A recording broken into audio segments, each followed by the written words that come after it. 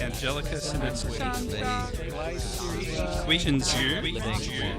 Spurb. Okay, well, welcome everybody to Spurbs Herbs episode 74. Today we're going to be talking about an interesting Chinese formula, Huang Lian, Jiao Tang, or let me try and get those tone marks correct.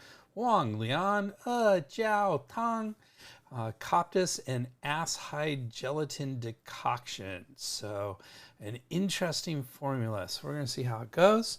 And without further ado, why don't we get into it?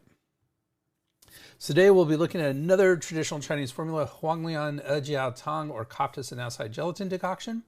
This is relatively not so commonly used, at least in my experience, formula for treating irritability, insomnia, and palpitations with a sensation of heat in the chest.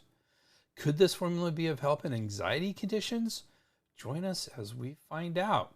And as usual, we will be adding something a little different. We're going to discuss calcium, its physiological role, as well as its Chinese medical role and its supplementation. So please stay tuned. It's going to be another good one.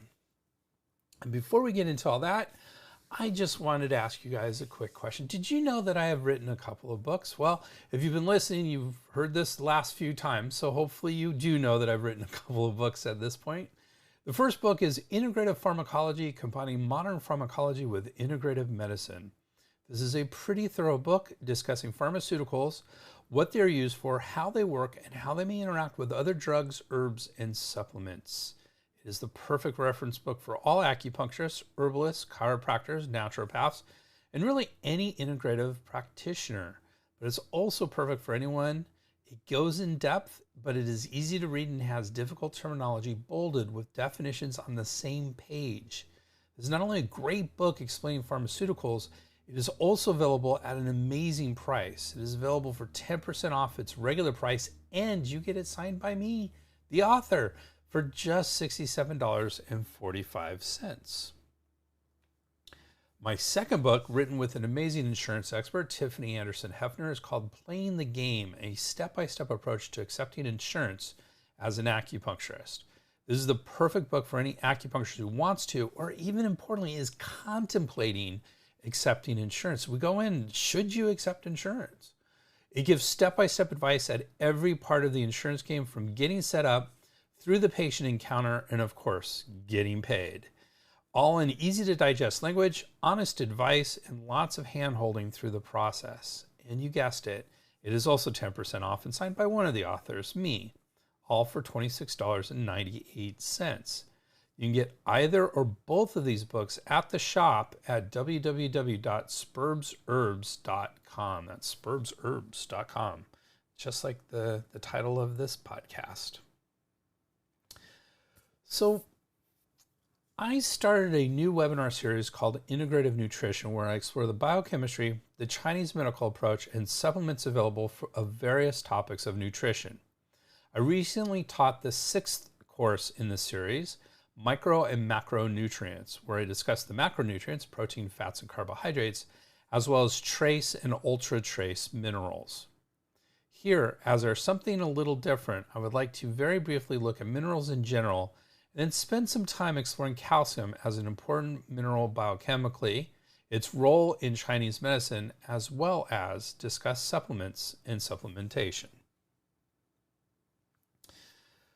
So, introduction. Minerals are inorganic, in other words, lacking carbon substances, basically elements required to do various functions in the body. These functions include formation of teeth and bones, catalysis, which is the making reactions easier, signaling, fluid balance, and nerve conduction and muscle contraction. They are required in microgram to milligram amounts, with macrominerals necessary in over 100 milligrams per day amounts, and microminerals or trace minerals in 1 to 100 milligrams per day. When a mineral is necessary in less than 1 milligram per day amounts, they are called ultra trace minerals. So there you go. There's sort of 3 categories. And really we're talking about macrominerals today, and which only one actually. We're going to talk about calcium right now. Calcium, or Ca2 plus, is the most abundant mineral in the body, with about 98% of it in the bones. And that explains why it is the most abundant mineral in the body, because calcium makes up a good portion of our bones. I think it's most, but I'm just going to say a good portion of our bones, which of course is a huge part of our body. So that's why it's the most abundant mineral in the body. It is also used for signaling, muscle contraction, and blood coagulation. So when you get a cut or something along those lines, blood coagulation is very important. It can bind to several proteins and alter their activity.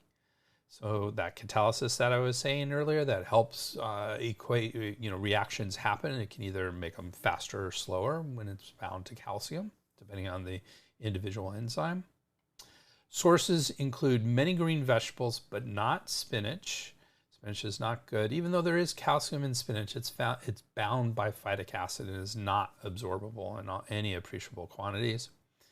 The RDA, so the recommended daily allocation, I don't think it's allowance. I think they changed that, but I can't remember it off the top of my head. The RDA for calcium ranges from 1,000 to 2,000 milligrams for adults. That's a lot for a macromineral. In fact, I think it's the most. Though sodium is kind of up in the same range. The upper limit, so upper limit, or UL, is what is considered to be the highest level you can take before you start having potential for negative effects or adverse effects with it. The upper limit for this is 2,500 milligrams per day for adults.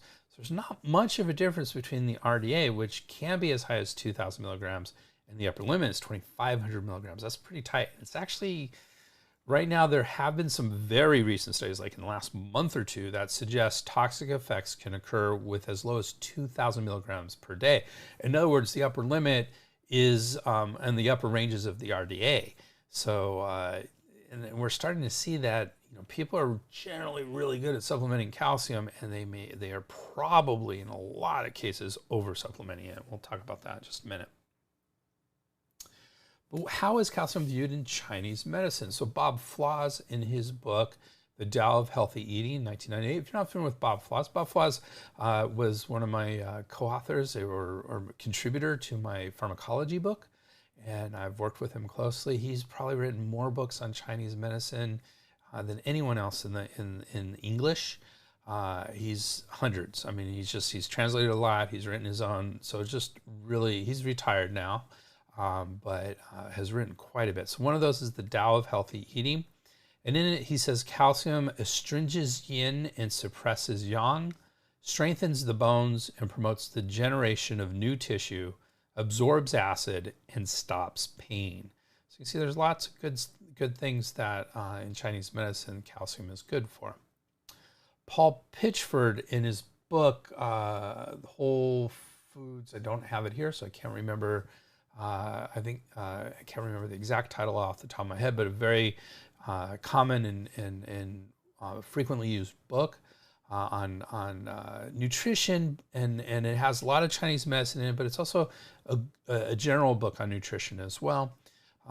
Maybe alternative nutrition might be a good way to say it. So Paul Pritchard says, in East Asian healing traditions, calcium and mineral-rich substances such as oyster shell, fluorite, gypsum, calcitum, and fossilized bones of animals are taken as medicine for their cooling, relaxing, calming, and moistening dimensions. Thus, these kinds of substances typically appear in formulas for insomnia, thirst, nervous anxiety, and various overheated conditions.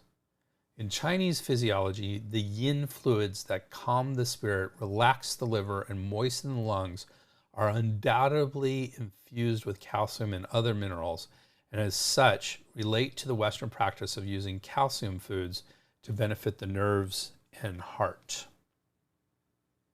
So you can see there's a lot of Chinese medicine in calcium. Calcium being the most abundant mineral, you would expect Chinese medicine to have some thoughts on the matter. So here are a bunch. Let's talk about calcium supplements. Calcium supplements are one of the most common supplements in the U.S. They are available in a wide variety of forms, including tablets, caplets, chewable tablets, soft chews, soft gels, syrups, gummies, antacids, and even added to food and juices. It also comes in a variety of chemical configurations, including calcium carbonate, calcium citrate, calcium malate, calcium lactate, calcium gluconate, calcium aspartate, calcium phosphate, and calcium hydroxyapatite. That last one, hydroxyapatite, if you're familiar with physiology, you know that that's actually sort of the calcium hydroxyapatite is sort of the matrix for the bones. So it's actually, that's a lot of what's in our bones. Different manufacturers will say different forms have advantages over others. Calcium carbonate is the least expensive form and therefore the most commonly used in supplements. Uses for calcium supplements. The primary use of calcium is to strengthen bones and prevent fractures, especially as we age. It is also said to reduce cancer risk, cardiovascular risk, weight loss, age-related macular degeneration or AMD, PMS or premenstrual syndrome symptoms, lowering blood pressure, and possibly for COVID-19. We're going to talk about that right now.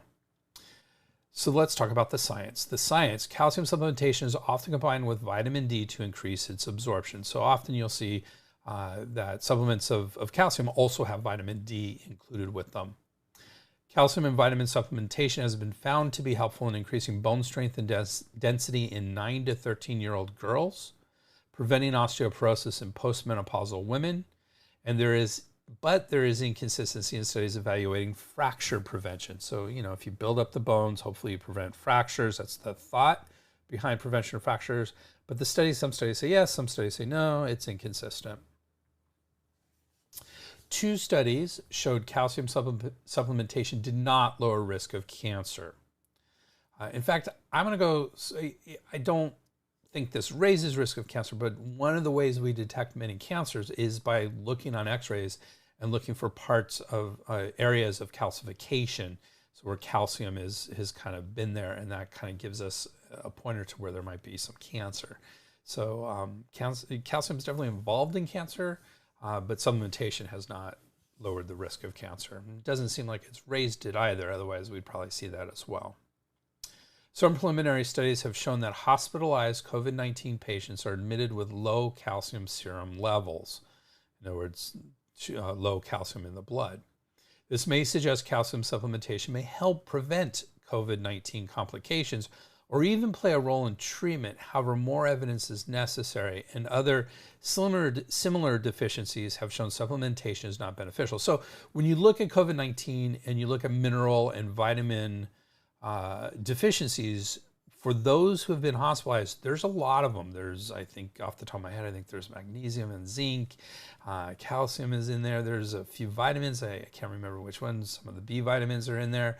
And these show that people who are hospitalized have lower levels of these particular substances.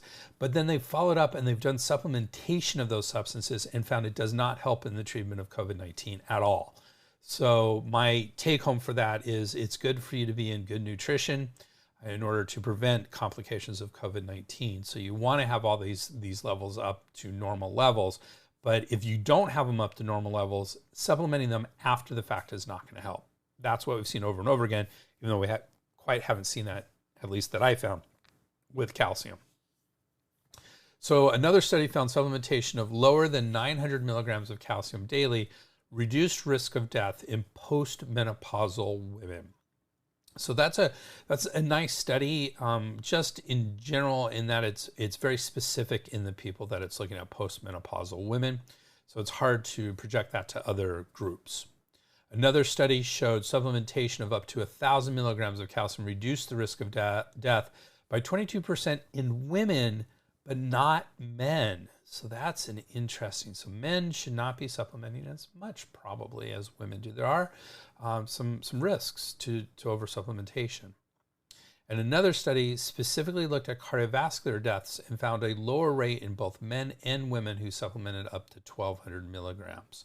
So there you go. There's some positive on the cardiovascular. I've seen some negatives on the cardiovascular realm of things as well. I don't know if calcium is something I would choose to deal with cardiovascular risks, but I certainly am a fan of having at least low levels of calcium supplementation.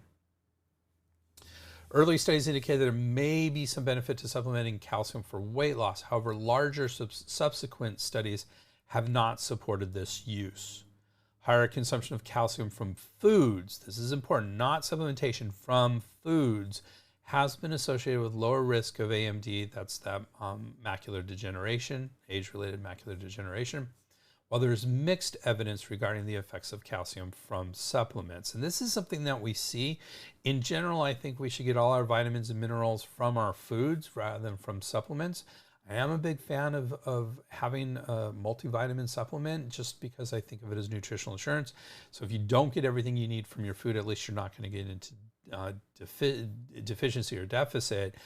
But in general, foods are where it's at, not supplements. Other considerations about calcium supplements. Calcium carbonate requires stomach acid to become soluble and absorbable.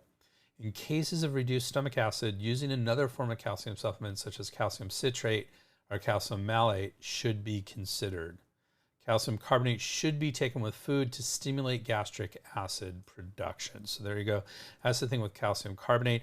The other thing is reduced stomach acid. You know, you kind of go, well, how do I know if I have reduced stomach acid? Well, you probably won't, but if you're on something long-term that reduces your stomach acid, these would be the proton pump inhibitors or histamine. Some of the there's specific types of histamine antagonists that can actually reduce stomach acid. These are your Pepsidaces and your Nexiums and those sort of things. If you're on those long term, then you have reduced stomach acid, and you should consider some of these other substances.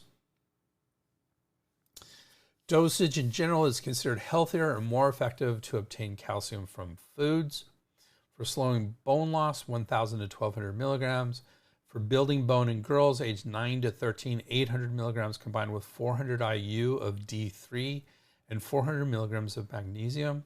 These are what the studies have shown. And to help reduce PMS symptoms, 1,200 milligrams. Again, you notice we didn't mention much about the science of reducing PMS symptoms. I don't think the science is really super supportive of PMS symptoms. I'll tell you where I'm at because of the upper limits of calcium and the fact that we do get a lot of calcium from our foods. I'm at the point where with my patients, I am not recommending that they take more than 1,000 milligrams a day. And I'm actually, for most people, depending on diet, I would suggest 600 milligrams a day at most, because I think that you can get into toxic levels if you take more than that and have a good diet with some calcium in it. So we're not supposed to be hitting that 2,000, 2,500 mark is basically what we're trying to avoid. And it's relatively easy if you eat dairy foods to get 1,000 or 1,500 milligrams from your diet.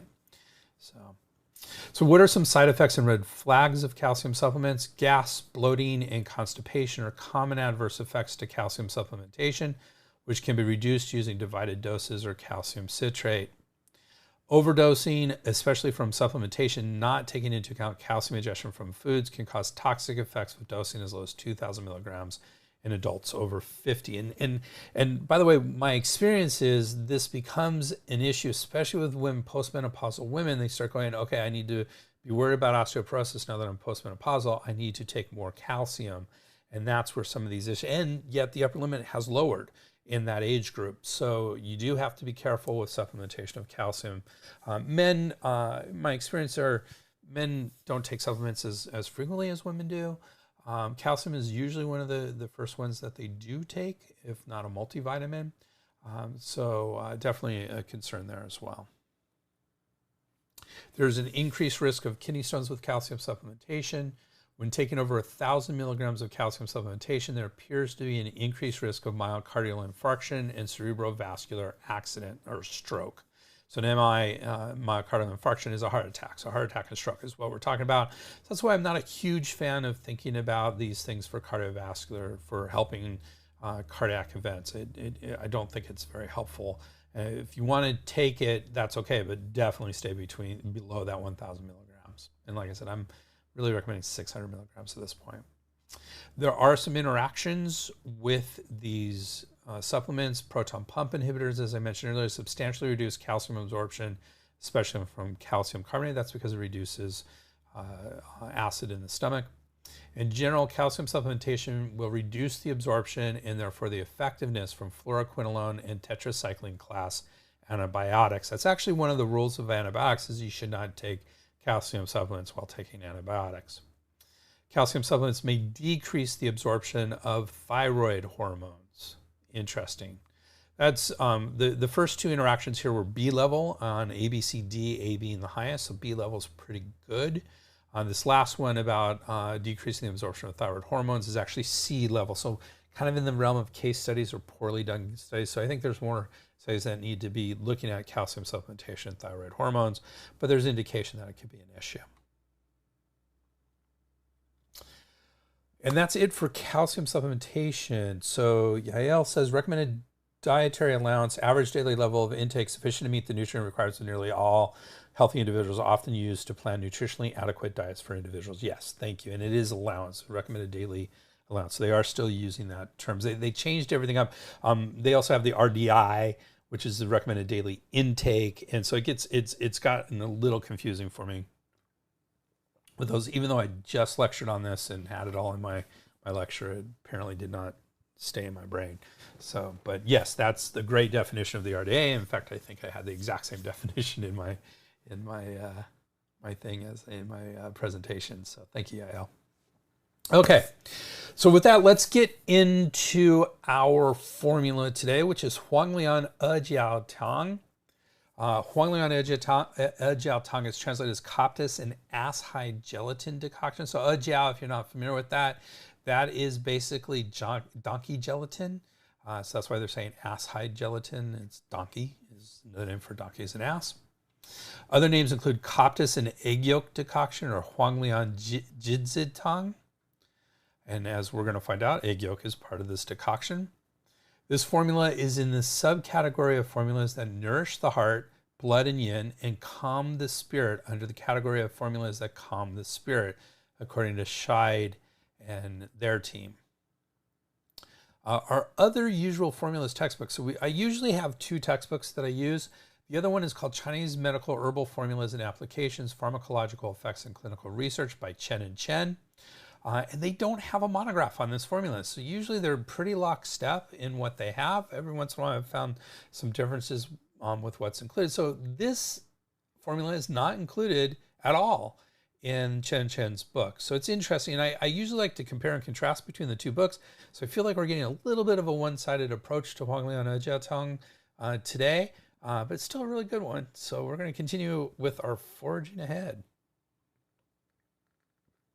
So let's talk about those formulas that calm the spirit. So this is the overall category that this falls under, and there's a subcategory that we're going to talk about after this. So let's talk about the overall category, and Scheid and his team always has a really great overview of these. So we're going to listen to what Scheid and his team have to say. So spirit in Chinese medicine denotes the non-physical aspects of a person's being.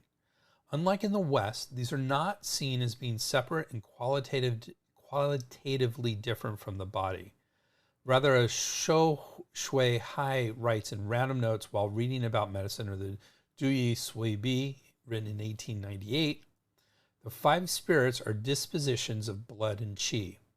Elation, anger, pondering, sadness, and fear have their foundations in the personal mandate of heaven.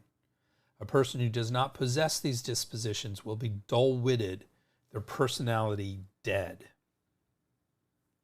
Interesting. Disturbances in the spirit, then, are regarded as manifestations of disorders that prevent a person from living their life in a manner appropriate to who they are. Chinese medicine offers many different ways to treat such disorders. These include changes in diet and lifestyle, emotional countertherapy, where one excessive emotion is treated by generating other emotions following the doctrine of the 5 phases, and counseling, as well as herbal medicine. Indeed, as the 17th century physician Ye Tianshi noted in Case Records as a guide to clinical practice, prescribing medicines draws on the function of herbs. I'm afraid that these may not be enough to make the patient happy. Formulas that calm the spirit thus should not be confused with psychoactive drugs in the biomedical sense of the term. nor are they substitutes for treatment that seeks to enable a person to devise autonomous strategies for overcoming difficulties in living. Nevertheless, the formulas discussed in this category can play an important supportive function in treating such disorders, for in seeking to regulate a person's qi and blood, they provide a space from which they may seek to understand and develop their dispositions. As outlined by Zhou Shui Hai, the main strategy for treating disorders of the spirit in Chinese medicine is to calm them. And here's a quote from his book. The multiple transmutations of spirit disorders cannot be fathomed, and they are also the most difficult to treat among all the various types of illness. To do this, it is essential to know about the roots and branches. Generally speaking, for the spirit to be in charge of its functions, it needs to be regulated. In order for it to be regulated, it needs to be calm. So off of that quote, this strategy was first described in Basic Questions, chapter 74. So Basic Questions is the Wang Di Ne Jing Su Wen, which is the Yellow Emperor's classic of internal medicine, and it comes in two parts, and one of those is the basic question. So in chapter 74, it says, calm disorders with palpitations and anxiety.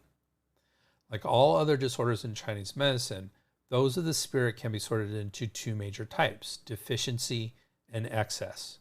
Here, these refer both to the branch manifestations and to the root.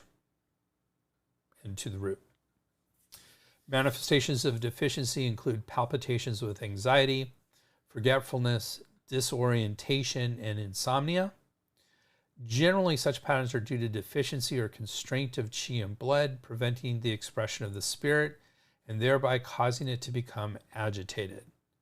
The method of treating this type of disorder is to tonify and harmonize the qi and blood. Manifestations of excess include a feeling of being overstressed, manic behavior, bad temper, and agitation. Such patterns are due to excess heat, uncontrolled yang, blood stasis, phlegm, and severe qi stagnation. The strategy for treating this type of disturbance is to sedate and calm the spirit. In practice, the manner in which disturbances of the spirit present clinically tends to be complex and often involves aspects of both deficiency and excess. A combination of treatment strategies is therefore utilized in most cases. Furthermore, because disturbances of the spirit occur as a result of imbalances of qi and blood, they often occur in contexts where formulas not discussed in this category are more appropriate. For example, yang brightness heat can cause manic behavior that should be treated by purging. Phlegm can veil the orifices, which should be opened. Rebellious qi can present with severe irritability and insomnia. Blood stasis can lead to insanity and forgetfulness. And deficiency of various types can result in palpitations, disorientation, or insomnia. Historically, the formulas in this category come from many different periods in the history of Chinese medicine, reflecting the different preoccupations of their authors regarding the spirit and its treatment. Han Dynasty formulas from discussion of cold damage and essentials from the Golden Cabinet, which we talk a lot about. Modern day, those are split into two different books. They were originally one book, and it is the first book that we have that talks about formulas. So this is kind of the foundational formula book. So in this book, it generally emphasizes regulating the nutritive and protective qi, be it by draining fire, harmonizing the middle burner, or enriching blood.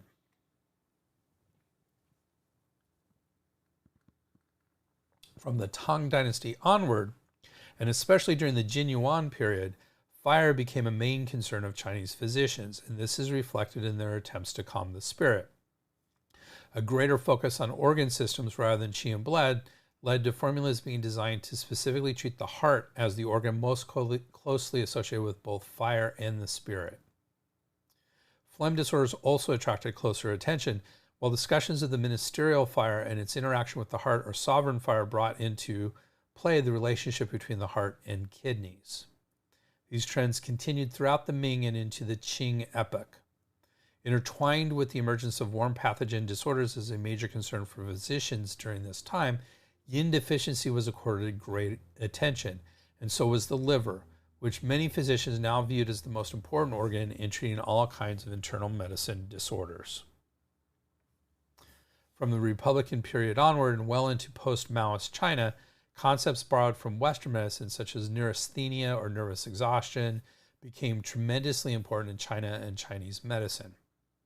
As always, these changes not only stimulated the composition of new formulas, they also influenced the interpretation and usage of existing ones.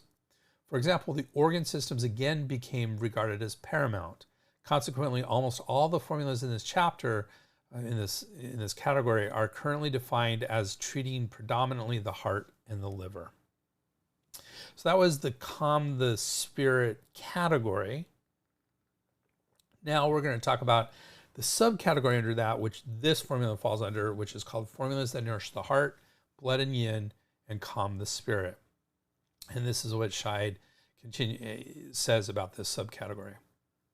Disturbances of the spirit due to deficiency of the qi, blood, and yin usually manifest as palpitations, irritability, and insomnia. The heart and liver are the organ systems most often involved in such pathologies, although the spleen, stomach, and kidneys also often require attention. The proper strategy is to tonify and regulate the qi, enrich the yin, and nourish the blood. Typical herbs used for this purpose are Ziziphus spinosa semen or Swanzao Ren, Platyclady semen Baizi Ren, and Polygali radix Yuan Zhi. These are usually combined with 3 other types of ingredients depending on the precise nature of the pattern to be treated. 1. Those that enrich the yin and nourish the blood more generally, such as Ophiopagonus radix Maimendong, Romania radix Shen Di Huang, Romania radix preparata Shu Di Huang, Asine coriae cola or Jiao, which is what we're going to see in today's formula, and Lychee fructus Gochidza, where such deficiency is the root of a spirit disorder. 2. The second type of herbs added are those that augment the qi, such as ginseng radix ren shen, glycericerae radix gan sao, licorice, in order to enable the heart to direct the qi and blood downward and thereby control the spirit. And 3, those that clear fire and drain heat, such as Fritillaria bulbus, Bei Mu, Coptis, Rhizoma Huang Lian, which is in today's formula, is one of the chief herbs as well, and Anamarena Rhizoma Zhi Mu, when deficiency of blood and yin is accompanied by yang excess. Note that while the formulas in this group can be taken over a longer period of time than those that settle and sedate, which is the other group, subcategory, they are not intended to replace tranquilizers and must also be adjusted regularly should the pattern change as the result of treatment. In other words, don't do this forever. So what are the Chinese medical actions of this formula? Scheid and his team say this formula enriches the yin, causes fire to descend, eliminates irritability, and calms the spirit. So it tells us a lot about what's going on in this. And we're going to talk about that now under Chinese medical indications. And they say, again, I only have the one source at this point. Scheid and his team say this formula can be used for irritability with a sensation of heat in the chest, insomnia, palpitations with anxiety, a red tongue, which indicates heat, with a dry yellow coating, which also indicates heat and dryness or yin deficiency, and a thin, rapid pulse. Rapid means heat, thin means deficiency, so yin deficient, rapid pulse, heat, heat from yin deficiency in that pulse. There may also be sores on the tongue or in the mouth. This is a so-called heat transformation or re-hua pattern in the lesser yin warp of a cold damage disorder. So that's talking about the 6 levels. We've talked about that before on Spurb Herbs, but it's been a little while. It's one of the ways we can look at how a disease enters the body. The lesser yin corresponds to the kidneys, which govern the fluids and store the essence, and the heart, which governs the blood vessels.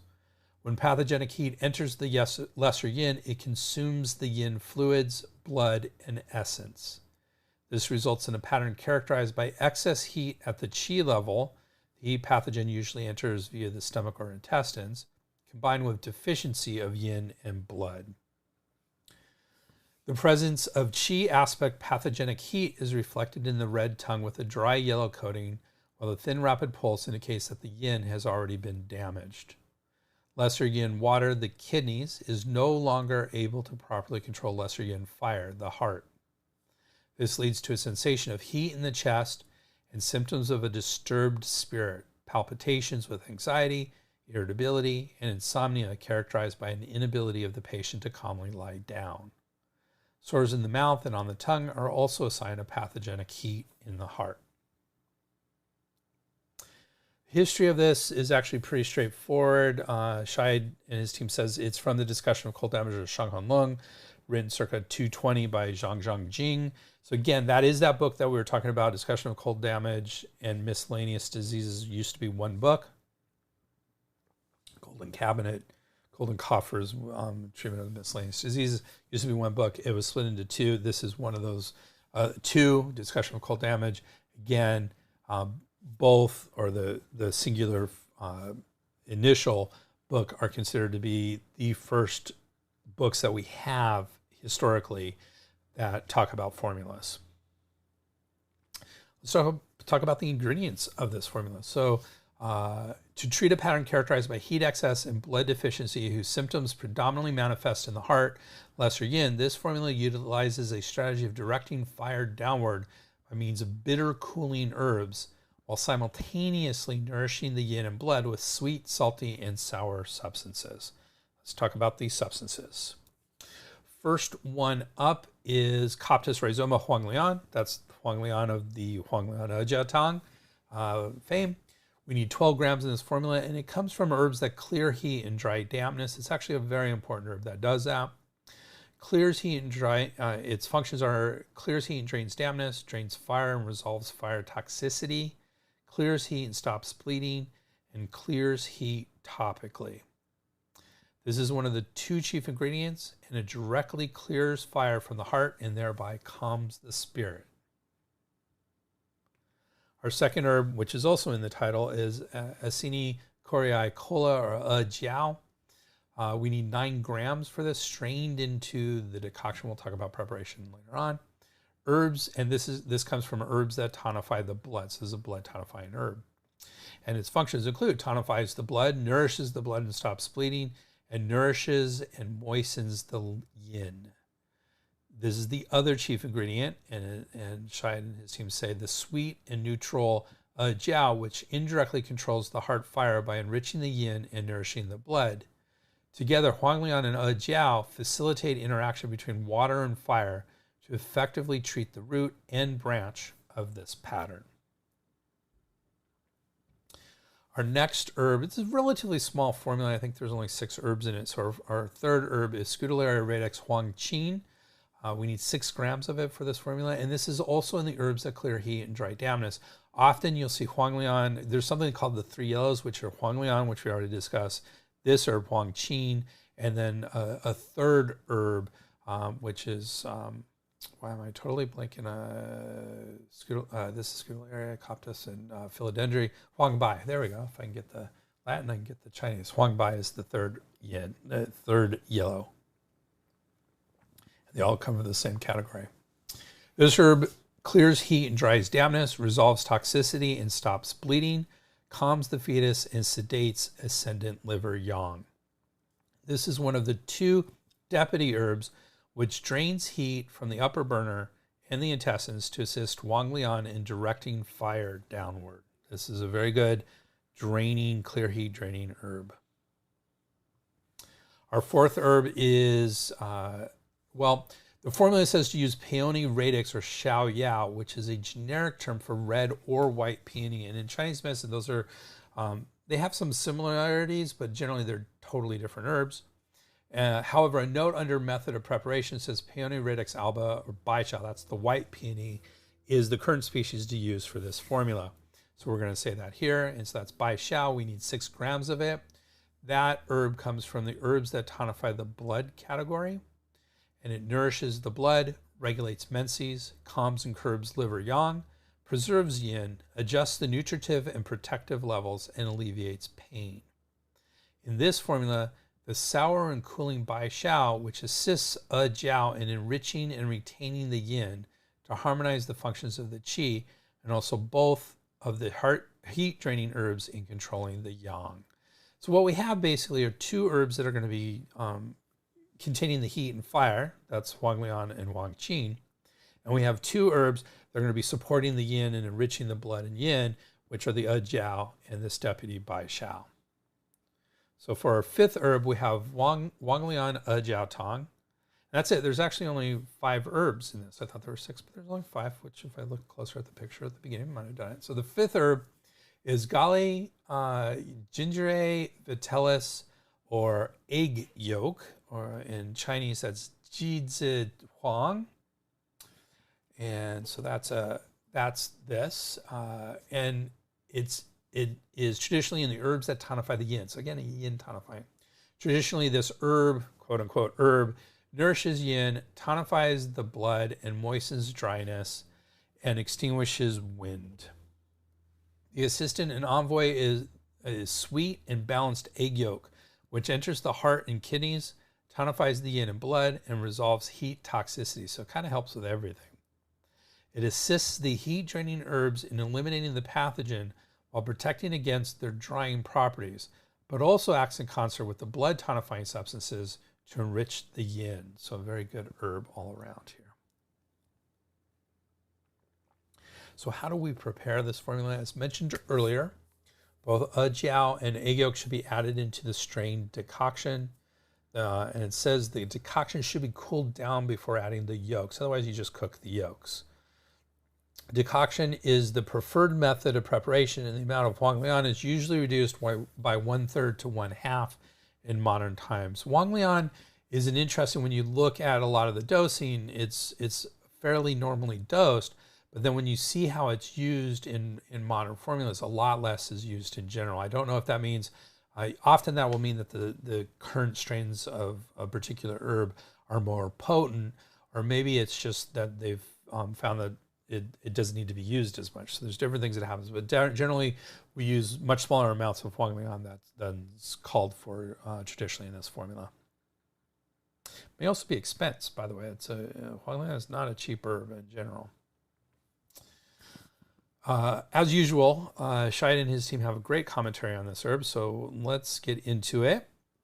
Like gardenia and prepared soybean decoction, Jiao Tang, and discuss chapter 4 of the book, and sour jujube decoction, Suanzao Ren Tang, discussed above in this category. This formula treats a form of deficiency irritability, or shu fan. This is a disorder characterized by symptoms like vexation, restlessness, insomnia, and subjective sensations of fullness in the chest, indicating the presence of pathogenic heat. Such heat represents a local excess, but unlike patterns where the heat has led to clumping of body fluids or other substances, it has no form. Deficiency in this context thus does not refer primarily to deficiency of qi or essence, but functions as a designator that refers to a class of disorders in which the pathodynamic does not manifest with palpable excess or fullness. In the conditions treated by this formula, the heat will tend to be of external origin, including alcohol, sugar, and other foodstuffs that generate heat. Hence, even though the patient will show signs of blood and yin deficiency, these are secondary. To treat patterns characterized by yin and blood deficiency and empty fire, one should select a formula like acid gelatin and egg yolk decoction, or Jiao Jizi Huang Tang, or major arrest wind pearls, Da Ding Feng Zhu. These formulas retain the yin and blood tonifying ingredients of Coptis and acid gelatin decoction Huang Lian Jiao Tang, but combine them with salty and cooling substances that clear heat without damaging the yin.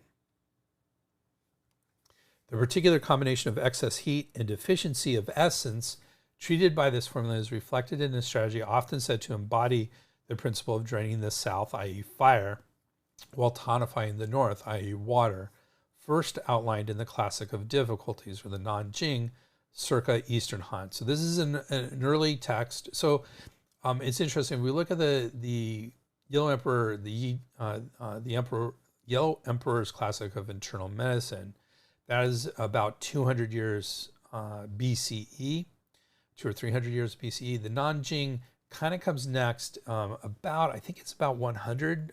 It's Eastern Han, so That went from basically around 200 BCE to 200 CE, so it's a long time. I'm not sure about the Han period. I'm not sure about the Eastern Han. But I think the Nanjing was about 100 CE, so a couple hundred years after, and a little bit before our herbal book that we were just talking by a little bit. It's still 100 years. That's quite a bit. Anyways, important book, difficult book, hence the classic of difficulties. Its distinguishing characteristics, going back to the quote, its distinguishing characteristics as formula are a capacity for draining damp heat pathogens from the body while simultaneously enriching the yin and tonifying the blood. In the type of cold damage disorders for which this formula was first composed, such pathogens entered the body primarily via the mouth and lodged in the stomach and intestines. The scope of this formula has been expanded by later writers to include Qi aspect heat penetrating to the blood aspect, bleeding disorders, and dysenteric disorders due to heat toxin.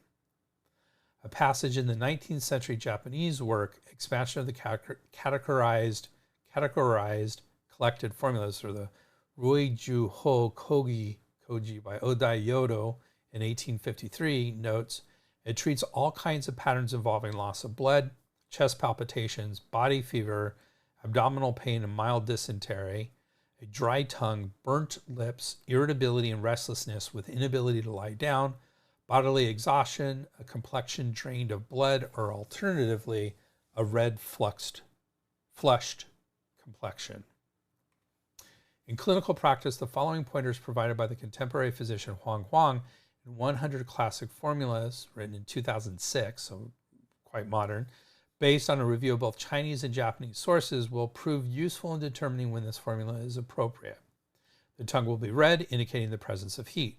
The pulse will be thin and rapid, indicating the presence of both heat and yin deficiency. The skin will tend to be dry and may show signs of flaking or chafing, but there will also be redness, particularly in the face. And there will often be bleeding or a tendency to bleed, indicating heat stirring the blood to move recklessly. So that's commentary on this formula. Let's talk about a few modifications. Shai does discuss several modifications for this formula. For severe yin deficiency with injured fluids and a dry throat, add Scrophularia radix or Xuanxian, Ophiopogonus radix, Mymandong, and Dendrobi herba Shirhu. For heat in the five centers, add Gardenia fructus, Jurdza, and Lophotheri herba Danjuye. For feverishness with dark urine, add Junsi medulla, Dengxin Cao, Tetrapanosis medulla, Tong Cao, and Emperate rhizoma Baimaogen.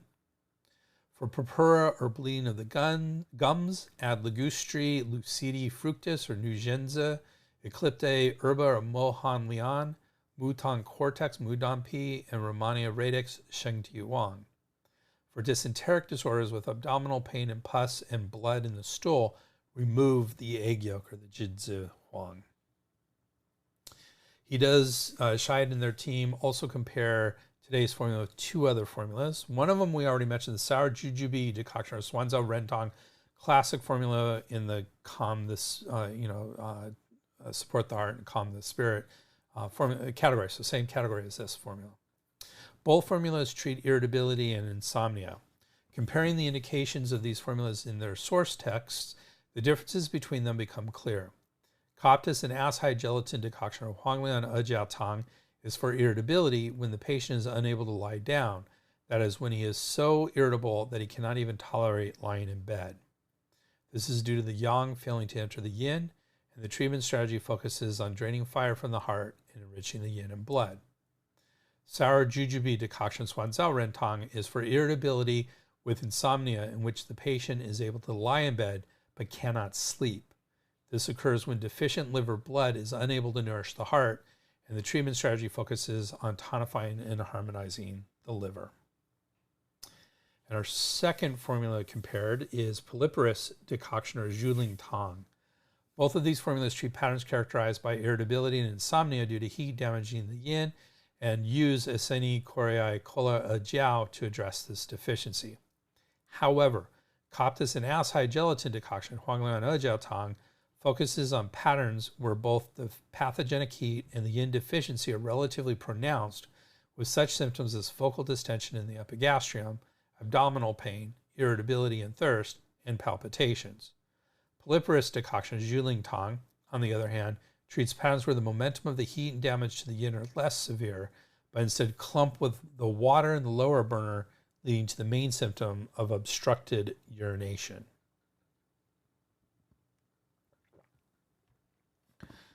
Question here from Ralph. How do you give egg yolk? Again, this is stirred into the strained cooled decoction. So you do a decoction, you strain it, which we normally do so we don't get the herbs in there, and we let it cool a little bit, and then we'll mix in the egg yolk. So that's how you're supposed to do that. So thank you.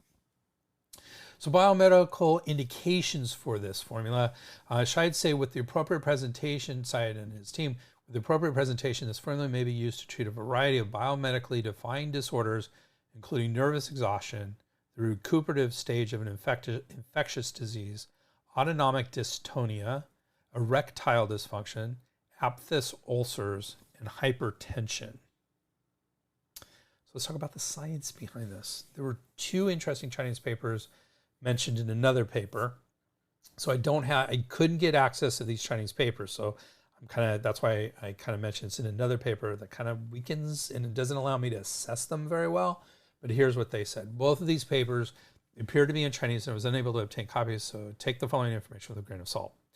According to the original paper, there was a study that compared the use of Huang Lian Jiao Tang with an N of 30, so 30 subjects, and lorazepam, a common anxiolytic medication, so something that helps anxiety, again with N equals 30, so 30 subjects. Finding the herbal formula was 93.33% effective in treating anxiety, while lorazepam was only 73.33% effective. So basically what this is saying is that this formula was better than lorazepam in treating anxiety.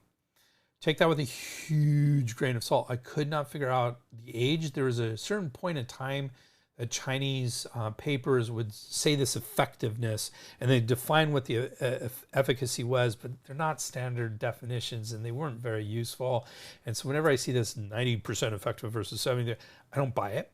So I think this is very interesting. I'd love to see another study on this, but I would not buy this study at face value based on what I know about it at this point. Another study found Huang Lian Jiao decoction had a better curative effect and fewer adverse reactions than fluvoxamine in the treatment of anxiety that pertain to yin deficiency and fire activity syndrome. So again, there's no specifics here. So again, both of these, the first one's small, can't get any of the specifics. This one doesn't even have any of the specifics. These are not guiding principles at all. What I do think is interesting is that they're comparing this formula to drugs that treat anxiety, and this formula came out better. Want to see a lot more on that, but it's definitely something to kind of keep in mind when looking at this formula, that this might be a very effective formula for specifically. And I like that about the second study, specifically says yin deficiency and hyperactivity syndrome. So in that case of anxiety, then this formula can be very good. Again, overall, these are not strong, actually quite poor studies as far as I can tell. So but that's what I found, all I could find. As far as drug-herb interactions, a couple of herbs in this formula may affect cytochrome P450 enzymes. These include Huang Lian, which may inhibit cytochrome P450 2D6, and Huang Qin may inhibit cytochrome P450 2C9, 2E1, and 3A4. That's the one we're particularly worried about, is 3A4. Again, something to keep in mind. I'm not super worried about it, but if someone's on a lot of, especially 3A4 metabolizers, I might be concerned about it. But again, we don't have to go into too much depth on that. Scheid and his team did not discuss any major concerns for this formula, which is interesting to me.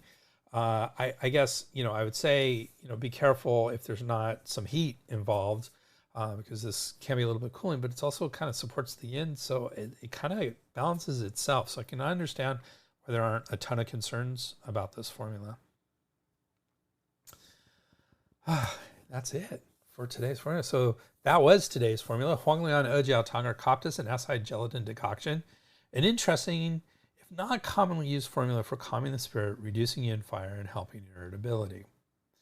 We started by discussing calcium and its biochemistry and Chinese medical implications, as well as its supplementation. And then we got into the formula, including its ingredients, commentary, the science, our concerns and cautions, as well as its potential drug interactions. All in all, another exploration of a fascinating and useful Chinese formula. It may not be used commonly, but when it is used, it's quite useful. So this is a useful Chinese formula. And like I said, I haven't seen it used much, but I have seen it used. It is useful, and I have seen it work well. So it is a good formula. In our next episode, in 2 weeks, we are going to be looking at another single Chinese herb, Jiao Tang, Uncaria ramulus comunensis, or Uncaria. This herb is a relatively commonly used herb in the Chinese medical category of substances that extinguish wind and stop tremors, and can be used in a wide variety of conditions, including spasms and convulsions, headache, irritability, and even hypertension, especially hypertension. As usual, we will explore all the intricacies of this herb as well as an explanation of its category. And as always, we will look at something a little different. We will continue our exploration of macro minerals. Join us in 2 weeks for another interesting episode. And with that, I'd like to thank you very much. If you like this podcast, oh man, it would be such a big favor if you were to subscribe to our podcast in your favorite podcast app. It helps us so much, and we appreciate it, and thank you for even considering that. And remember, you can get CUs and NCCOM PDAs, that's Continuing Education Units, and National Certification Commission of Acupuncture and Oriental Medicine professional development activities at www.integrativemedicinecouncil.org. That's Integrative Medicine Council, COUNCIL.org. You can always get in touch with me at Dr. Greg at spurbsherbs.com or at our website, www.spurbsherbs.com. As usual, we have a good bibliography. This one's a big bibliography, lots of stuff. Thank you very much. Spurbs Herbs. The proceeding was presented by Dr. Greg Sperber. We would like to thank Janelle for all her support and everybody else who contributed to this program. Janelle. Timothy Dobbins. Rogers. Campbell.